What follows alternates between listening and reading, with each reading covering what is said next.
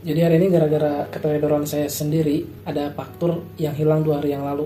Cuma baru ngehilang itu hari ini, setelah 2 hari. Dan yang membuat saya shock ya, ini toko tuh bukan sembarang toko gitu. Mereka tuh biasanya punya aturan yang saklek. Dan toko manapun biasanya nggak akan mau menerima faktur yang di print ulang.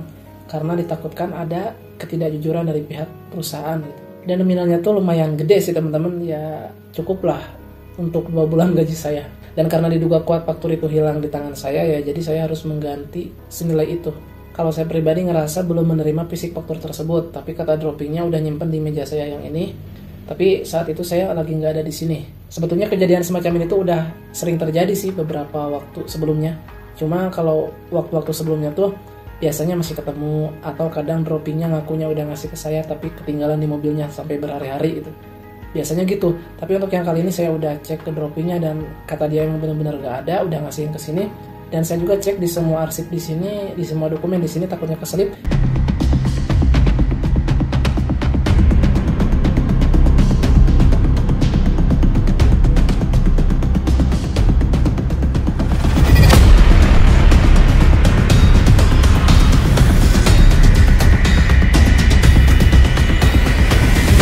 Nggak ada juga gitu, tapi belum benar-benar deal sih kalau misalkan itu harus diganti sama saya. Kalau misalkan besok si tokonya ketika dikonfirmasi nggak mau nerima dan dia nggak mau bayar kalau misalkan nggak ada faktur aslinya, ya berarti fix saya harus membayar senilai itu atau mengganti rugi senilai itu. Tapi saya masih optimis kalau misalkan tokonya masih bisa diajak ngobrol ataupun fakturnya masih bisa ketemu sih. Ya pelajaran juga sih untuk teman-teman yang posisinya kebetulan sama dengan saya, supaya lebih berhati-hati gitu dan lebih teliti gitu ya dalam memanage dokumen dan datanya. Karena kalau sudah urusannya ganti rugi uang, ya kan kita kerja tuh buat supaya dapat uang, tapi tiba-tiba kita harus ganti rugi untuk sesuatu yang nggak kita nikmati. Lalu apa faktor yang membuat toko itu paling anti dengan faktur yang di print ulang? Beberapa tahun lalu di perusahaan yang lain terjadi kasus besar-besaran di mana si salesnya ini menagih dengan faktur yang sudah di print ulang. Sales ini menagih dengan faktur yang di print ulang.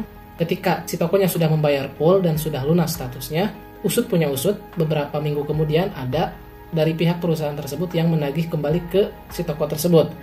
Dan ketika si toko tersebut menyebut bahwasanya saya sudah membayar full hutang saya ke perusahaan, perusahaan menjawab, "Bu, faktur aslinya masih ada di saya dan ibu belum pernah membayarkan sepeser pun." Lalu si pihak perusahaan bertanya kepada toko, "Ibu kemarin bayar ke siapa?"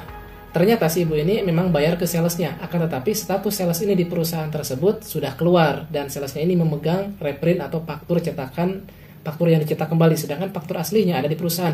Sehingga mau tidak mau toko harus tetap membayar ke perusahaan, dan alhasil si toko pun merasa ditipu ya, karena dia harus membayar 2 kali dengan nominal yang sama. Atau biasanya alasan yang kedua mengapa toko tidak mau menerima faktur yang di print ulang, karena biasanya faktur yang asli itu misalkan ada yang dicoret, ada yang dikurangi jumlahnya. Kalau di faktur yang sudah di print ulang, coretan itu tidak ada, jadi nggak kelihatan ini faktur itu emang barangnya keterima semua dan saya harus bayar full, atau emang ada barang yang ditolak tapi di sini masih tetap full statusnya. Dan terkadang kelemahan toko itu karena mungkin dia juga banyak menerima sales dari perusahaan yang lain, dia jarang sekali mengarsip dokumen faktur yang diterima.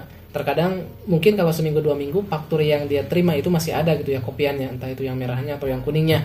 Tapi kalau misalkan udah berbulan-bulan, udah sedikit lama, biasanya toko tuh nggak nyimpan, biasanya dia tuh ya buang aja, sehingga dia tuh nggak bisa nelusuri faktur ini tuh ditanda terimanya sesuai dengan yang di reprint, ya mereka blank aja nggak tahu. Jadi kalau misalkan ditipu pun, atau kalau pihak perusahaan ada yang berbuat curang, ya toko kurang kuat buktinya karena dia nggak punya data gitu kan. Ya segitu aja sih untuk video kali ini, mudah-mudahan jadi pelajaran untuk kita semua, khususnya bagi saya dan umumnya bagi teman-teman yang posisinya sama dengan saya.